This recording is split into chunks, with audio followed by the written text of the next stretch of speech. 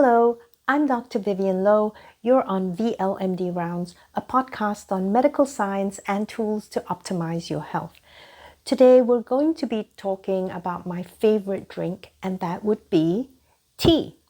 So I grew up drinking lots of tea, different kinds, green and black. I think mostly oolong though. That seemed to be what was most available when I was growing up. And I remember we would go to these Chinese banquets and they would serve a very strong oolong tea. Now, oolong tea is supposed to stimulate your appetite, and that's why they served it at these banquets, right? So they'd have this special tea, very, very strong, and most of the adults would just leave the tea alone and they wouldn't sample it because they felt it was too strong. And I remember that as a little kid, I would just go around and drink up everyone's cup, right? And they were tiny cups, but very, very strong tea. And I would just go around to the different tables and just sip and finish up everyone's cup. And that was my favorite thing to do at these banquets. So I was known to be quite the tea drinker. And, sometimes people ask me, what my comfort food is. And that's a bit of a difficult concept for me because I never really had a comfort food, I guess, because whenever I was stressed, I would just not really want to eat. But I certainly would want to drink tea. So I've always seen tea as my comfort drink. So whenever I'm tired or stressed out, or just upset, then a cup of tea would help to settle me. And, I've just grown to use it as my comfort drink. So I thought today we would just dive into some of the health benefits of drinking tea. Let's go. All right, so when we're talking about tea, we really mean the leaves of a plant called Camellia sinensis, right? So technically it has to be from that plant. Lots of times you'll see different teas being sold that are not really considered to be tea. So an example would be rooibos, right? And this is a South African shrub. And, we can use the leaves to brew up a nice infusion that also has medicinal value and benefits. But it's not considered tea because it's not really Camellia sinensis. So when we talk about tea, we're specifically talking about Camellia sinensis. And generally, we're talking about the benefits of the different polyphenols that are found in the tea, and this would be the flavonols and the flavonols, and they make up about 30% of the dry weight of the fresh leaves. Now, the most famous, I think, of these compounds is something called epigallocatechin 3 gallate. Quite a mouthful, right? Epigallocatechin 3 gallate is also shortened to EGCG, okay, all in caps. So I'm just going to call it EGCG, right? Easier. And this is really the main compound that we're looking at when we look at the benefits of tea. Now, I just want you to know that there are just so many different compounds, biologically active compounds in tea. And I don't think we've studied all of them in depth. The one that is most famous and the most prominent and probably has the most effect is this EGCG. Now we have different types of tea, the green tea, the oolong tea that I mentioned, and black tea. And 2.5 million tons of tea leaves are produced every year, of which 20% would mostly be the green tea. So when we're talking about the difference between green and oolong and black tea, a lot of times people will say, the green tea is not fermented and the black tea is, and that's not true. So when we say green tea, we mean the leaves that have just been harvested, picked off the tree, and then you're going to steam it or apply some kind of heat to it, right? And when you do that, you destroy the oxidase enzymes that will cause the tea leaves to oxidize and also cause the pigments to change color. All right. So once we destroy this oxidase enzyme, we're not going to have those tea leaves go through the oxidation reactions. And as a result, those leaves stay green. And that's why we call them green tea leaves. Now, the green tea is also the least processed. So you basically pick, dry them, and then you subject them to heat by steaming, and also by, you can pan, fire it to heat it up. And that way you can destroy the oxidase enzyme, okay? And when you actually allow some oxidation to occur, so you get to a point where the leaves are partially oxidized, right? Then you would have the oolong teas. These are really not fermented at all. That's a separate category. We're talking about oxidation, exposure to oxygen. All right. So when we partially oxidize it, we get the oolong tea, and then fully oxidized teas are what we call the black teas. Now, when we have the green tea that's then oxidized to the oolong and then further oxidized into the black tea, we change some of the chemical compounds in them. So the catechins, for example, in the green tea become dimerized, and they form different compounds called theaflavins. So these are different biologically. So the processing of the tea will change the different compounds in the tea and give different biological activity to the different teas. All right. In terms of chemical composition, we see that 15 to 20% of the dry weight of the tea leaf comes from proteins, and 1 to 4% of the dry weight come from the amino acids. The carbs make up 5 to 7% of the dry weight. And when we say carbs, we mean the cellulose, there are pectins, there's glucose, there's fructose, and sucrose also in the tea. Then we have minerals and trace elements that would be 5% of the dry weight. And we have trace lipids and sterols and vitamins like vitamin B and C and E. And then we have xanthic bases, and these would be caffeine and theophylline. We also have some pigments and volatile compounds.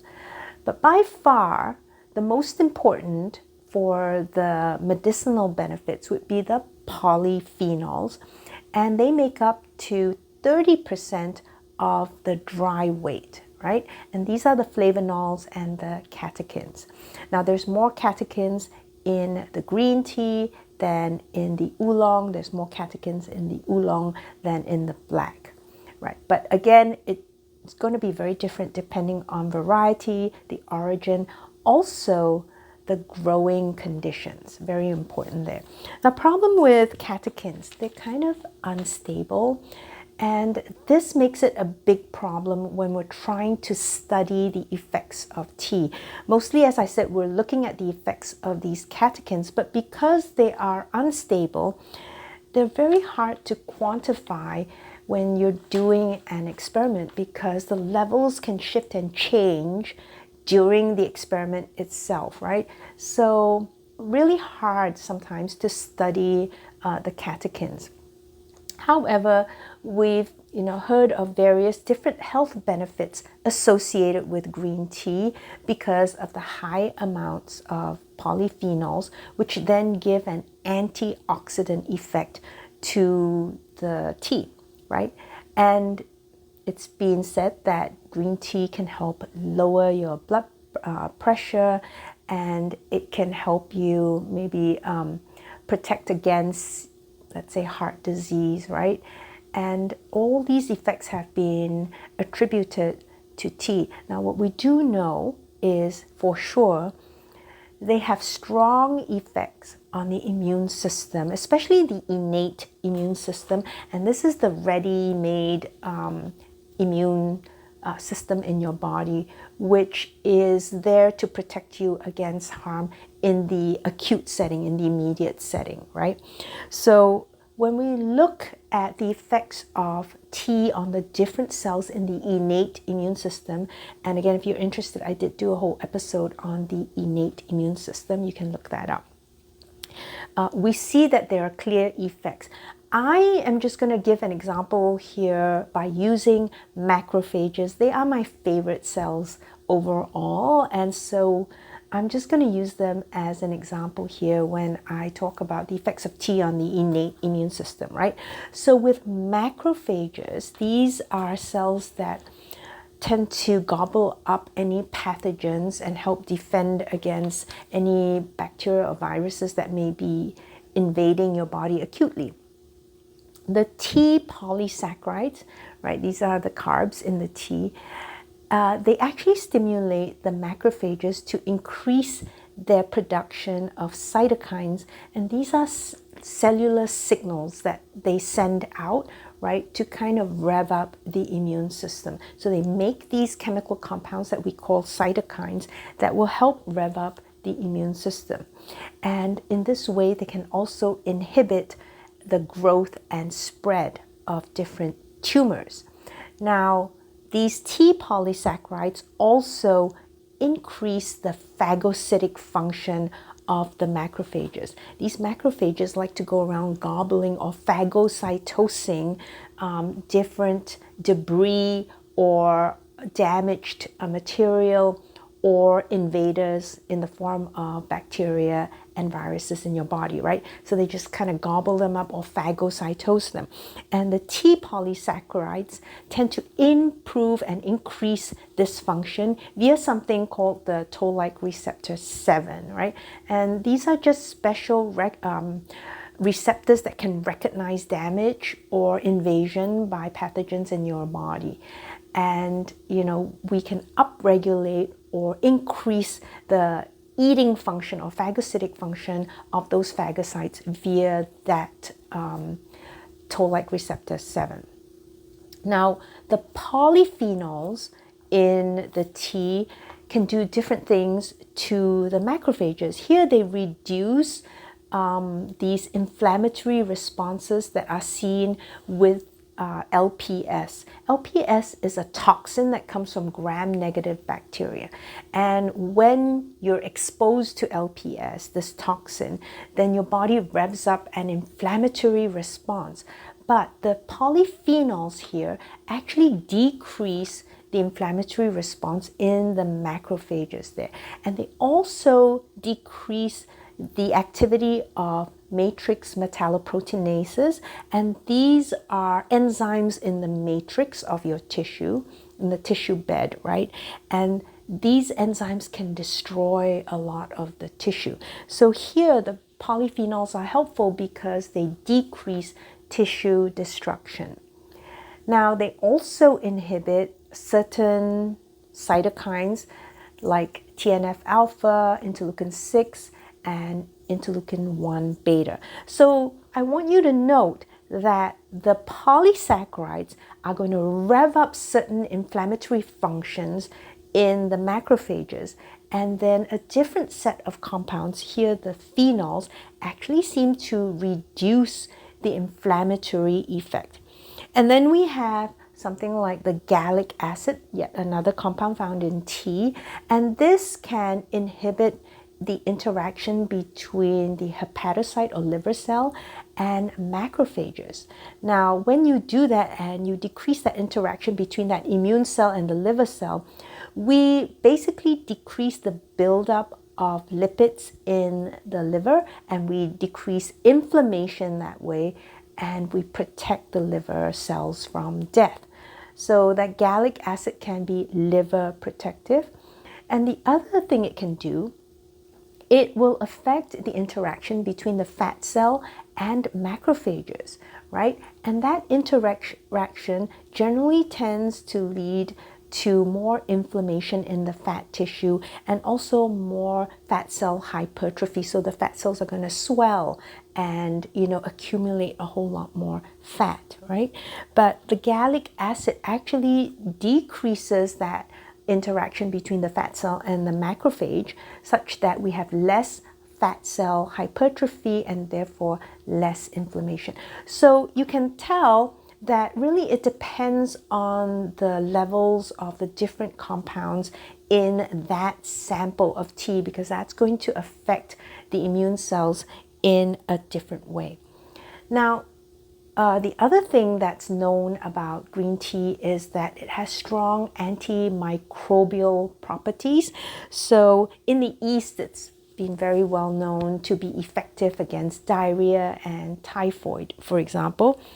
But it also inhibits H. pylori. And this is an organism that can cause ulcers in your stomach.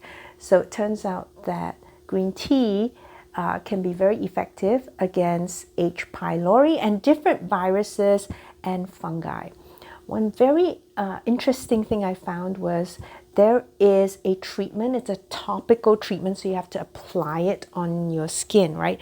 That's FDA approved against human papilloma virus. So this is the virus that causes anogenital warts. And this FDA-approved topical treatment is called, I think, Veregen, Veregen. And what they've shown is when you apply it topically 3 times a day, then you help clear the anogenital warts within 10 to 16 weeks. Quite effective, right? Now, it's not actually curative, because over time the warts can come back, or you can have new warts form, from different strains of HPV. But still, the fact that it can really inhibit the growth of the warts and cause them to actually completely disappear, right, by just topical application, that's pretty impressive. The other things that have been attributed to green tea effects would be increase in bone mineral density, and we see that it seems to increase the proliferation of bone cells, for example.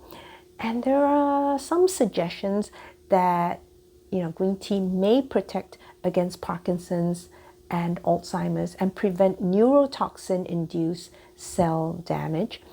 It's also protective against insect stings. So if you've been stung by an insect, applying some green tea will stop the inflammation and also stop the bleeding. And there's some suggestion that it may also decrease the risk of kidney stones. What about cancer? Because a lot of people ask me if green tea is protective against cancer. And I have to say we have some inconsistent results here. There are studies that seem to show protection against lung cancer, breast cancer, for example. And then there are studies where, again, the effects are not so obvious, right? And like I said, it's really hard to study the green tea because the catechin levels are unstable and they may vary during the experiment. And the other thing is, depending on the origin and the growing conditions of the tea, you're going to have fluctuating or different levels of the different biological compounds. So I think that might contribute to why it's really hard to get definitive results there. Now, what about with heart disease? So there was one study I found that looked at dialysis patients. These are hemodialysis patients. And people who are undergoing hemodialysis, they have increased atherosclerosis, right? And they have increased risk of heart disease. So here they looked at the difference between a healthy control group and people who were on hemodialysis. And in that hemodialysis group, they had people who were given nothing, right? Nothing different. 455 milligrams of catechins per day and 910 milligrams of catechins a day. So 3 groups, Nothing 455 milligrams, 910 milligrams of the catechins versus 500 milligrams of vitamin C. And this was given during hemodialysis. Okay, so they wanted to compare the antioxidant effects there. And what they found was the catechins actually decrease reactive oxygen species. So they decrease free radicals or damaging radicals in the cells as compared to vitamin C.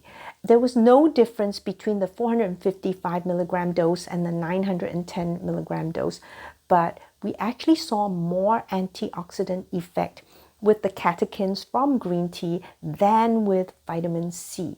And the catechins also decrease inflammatory cytokine expression with the hemodialysis. All right, so that seems to be very promising there.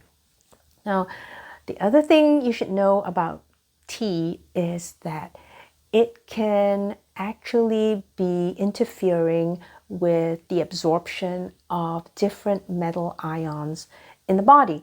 So there's been really an observation that if you drink a lot of green tea, you're at risk for iron deficiency because, again, the flavonoids in the tea are going to interact with the metal ions and decrease the absorption of the ions into your body. So the minerals are less well absorbed, right?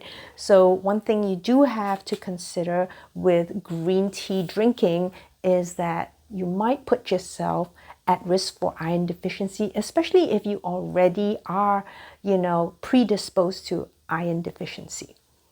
Now, what about the effects on metabolism? Here's where it gets pretty interesting. This was a study by Sabu et al. In 2002, and they looked at the phenols in green tea again. And basically, 500 milligrams per kilogram given to normal rats per day increased the glucose tolerance at 16 minutes. Furthermore, at 100 milligrams per kilogram, we saw decreased serum glucose in diabetic rats whose beta cells had been damaged. So they couldn't really make insulin. But when you gave the green tea phenols at 100 milligrams per kilogram, you did see a reduction in the glucose. Now, when they had continued daily dosing for 15 days at 50 milligrams or 100 milligrams per kilogram, the glucose levels dropped by 29% and 44% respectively. So if you use the 50 milligram per kilogram dose, the serum glucose dropped by 29%. If you use the 100 milligrams per kilogram dose, then it dropped by 44%. And there was also decreased lipid peroxidation. So there was really, again, decreased formation of the damaging free radicals. And therefore, we actually had more antioxidant effect going on there. The other thing that we've seen with the catechins, specifically the EGCG, right, is that it mimics insulin. We see that the EGCG actually increases tyrosine phosphorylation of the insulin receptor and IRS. And this basically means that it activates the insulin receptor and insulin signaling. Okay, so it really kind of acts like insulin there.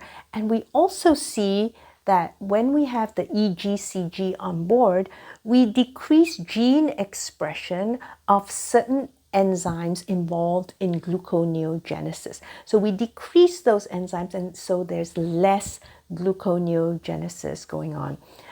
Specifically, it's phosphoenolpyruvate carboxykinase, but you don't have to remember the enzyme. But you just remember that, we're going to decrease the expression of an enzyme involved in gluconeogenesis, and therefore we have less gluconeogenesis going on.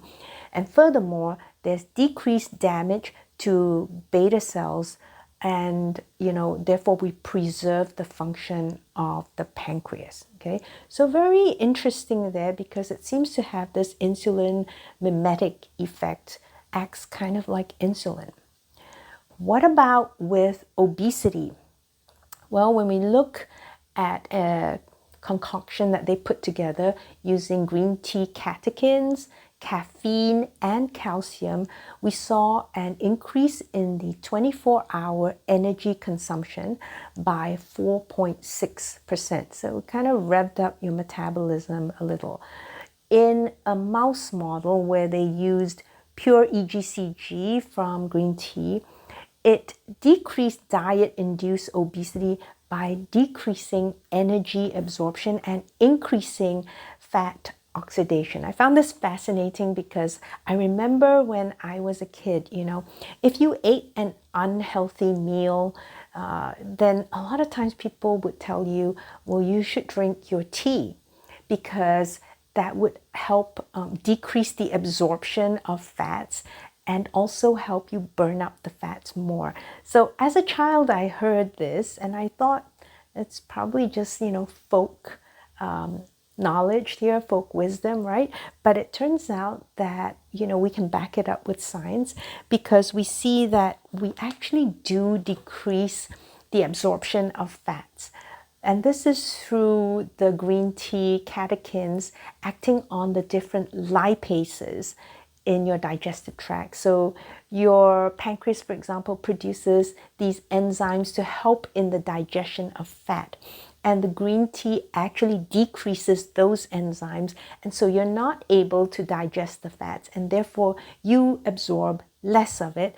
And then furthermore, you burn more of the fat because we see that it increases fat oxidation, right? So very interesting here. The polyphenols and the caffeine together both stimulate your sympathetic nervous system, and as a result, you also have increased energy expenditure there. Now, I talked about this in the brown fat episode. The EGCG in the green tea actually increases brown fat activation, and we actually also increase brown fat proliferation. So if you want more brown fat, you should probably be drinking your tea. And when you have more brown fat, obviously you are using up more of your energy to produce heat, right? So you're kind of wasting energy in the form of heat, which may help protect against obesity.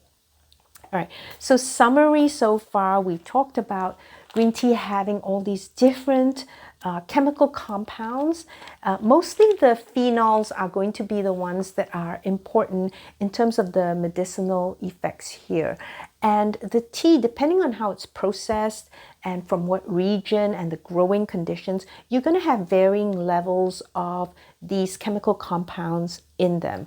The main one that we've been interested in is the EGCG, which is the polyphenol that gives most of the health benefits that we know of. And so we see it has strong impact on the immune system, and it's mixed depending on which aspects of the biomolecules are acting on the immune cells. They have strong antimicrobial effects, and we even have an FDA medication, a topical treatment for genital warts that is from the green tea.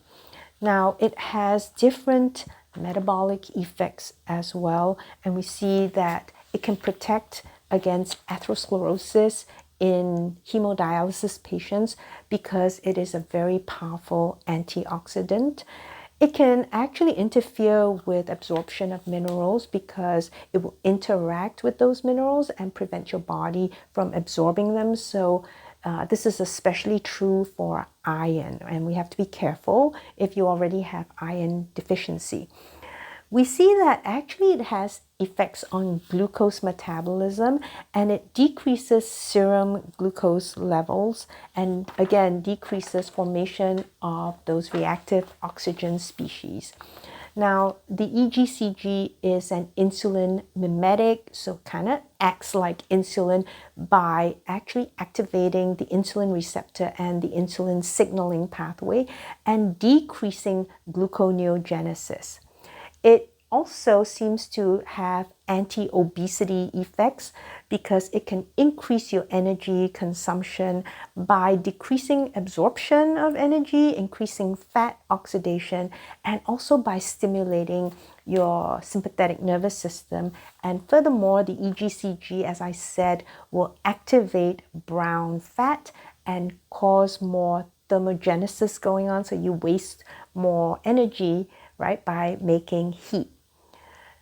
Now, if you're going to drink green tea, which I actually highly advise, then there are a few things that you should be aware of. Now, I said drink the green tea. I wouldn't advise buying any pills or special supplements with green tea in them. A lot of times those are contaminated. We don't know also the true dosage because the quality control is so poor that in some samples you have almost nothing of the green tea polyphenols, and sometimes you may have, a number that well exceeds what's advertised on the label. So very poor quality control, and may be contaminated with other substances as well. So I really don't recommend any green tea, pills or drops or any kind of supplements, but I do recommend drinking the green tea itself or other forms of tea. The thing you have to be careful of is that if you have too much, you can cause damage to your body, specifically the liver. Now, I mentioned the antioxidant effects of the green tea. Interestingly, the antioxidant effect comes about because it actually has a pro-oxidant effect. So let me explain.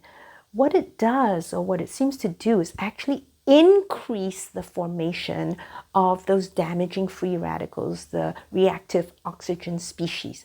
So we're actually causing the formation of more of these damaging molecules with the green tea.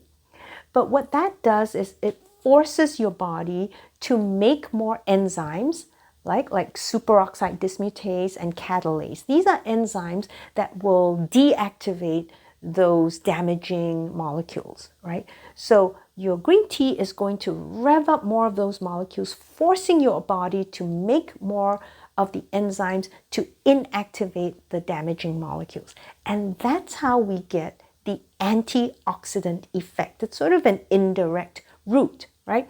But because it's actually acutely imposing more inflammation, more of these damaging molecules here, if you have high doses, then it can be cytotoxic. It can kill your own cells.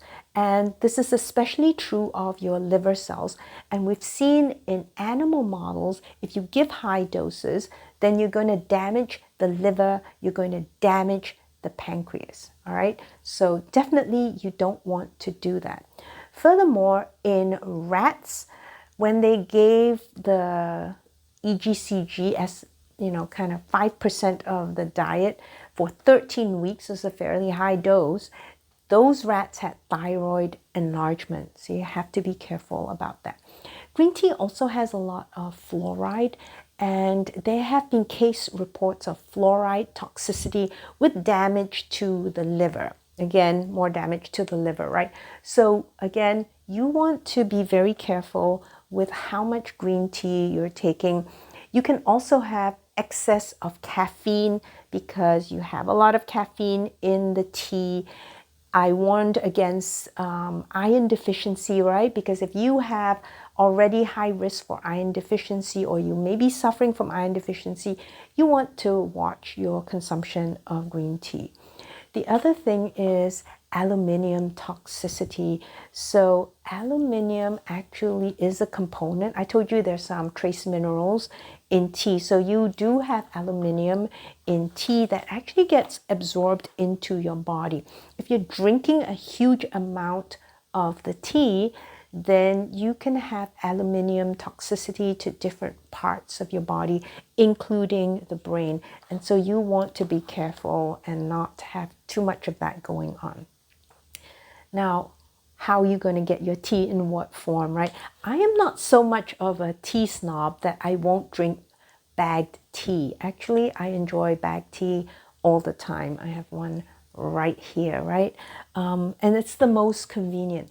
And a lot of times people poo-poo it. The tea experts, they want to make sure they brew the leaves and they make a whole ceremony out of that. And that's beautiful, but I will tell you that when we're looking at the total phenol content and the total flavonoid content, we actually see the highest levels in the bagged teas.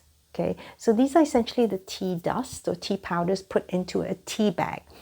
And the brand that, I was looking at a study, and the brand that had the highest levels of these compounds is Twinings of London. So if you really want to get your polyphenols and your flavonoids, then you're going to get Twinings of London bagged tea. They had 2,500 milligrams per liter of the total phenol content and 1,920 milligrams per liter of the flavonoid content.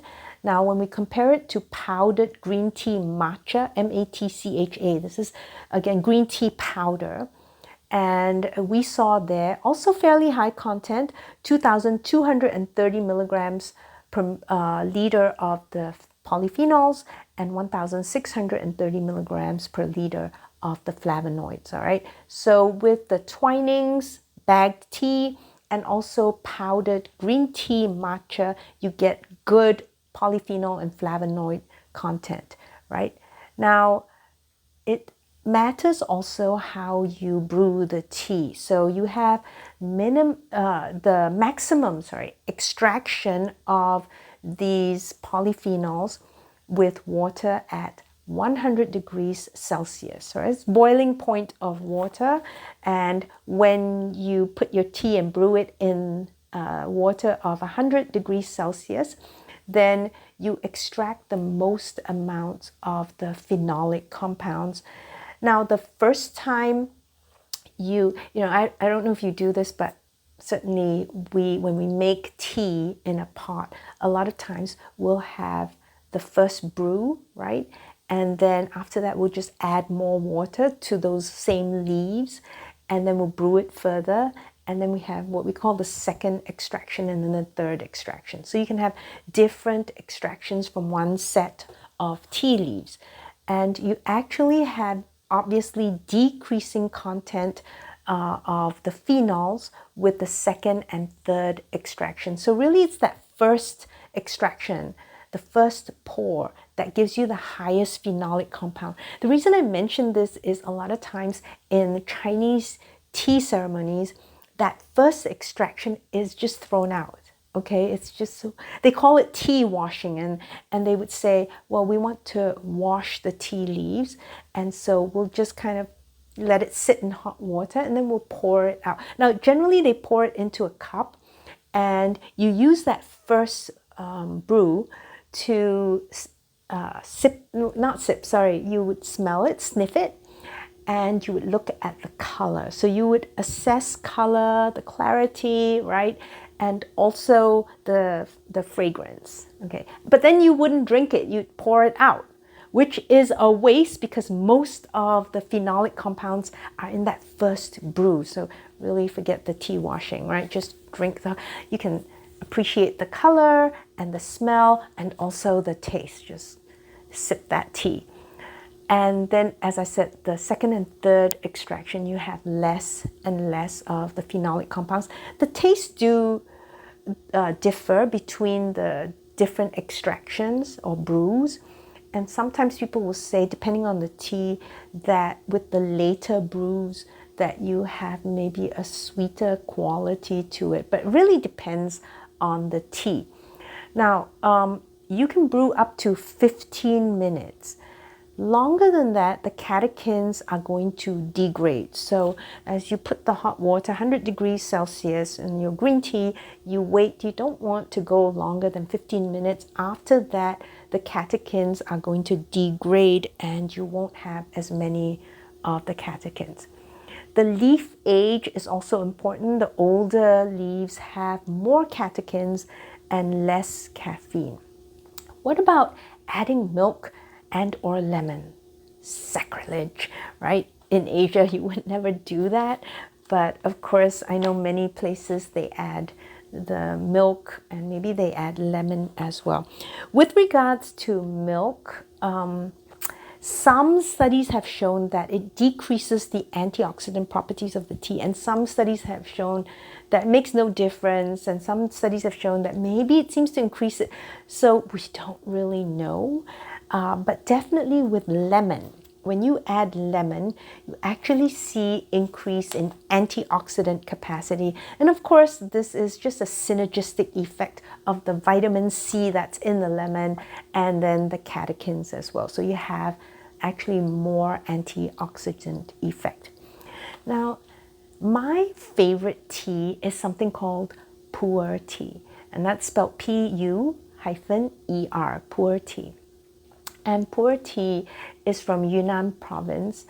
It's actually a truly fermented tea. So as I told you, the oolong is partially oxidized. Sometimes you'll read that it's fermented. It's not. It's oxidized, okay, partially. And then when you oxidize it further, you can get your black teas. But with the pu'er tea, you actually are fermenting the tea. So you pick the tea, and then after that, you're going to store it for a long time. And generally, the main organism that is involved in the fermentation process is a mold called Aspergillus. So this Aspergillus will over time ferment the tea. I love the taste of pu'er tea, and I was looking it up in terms of its medicinal effects.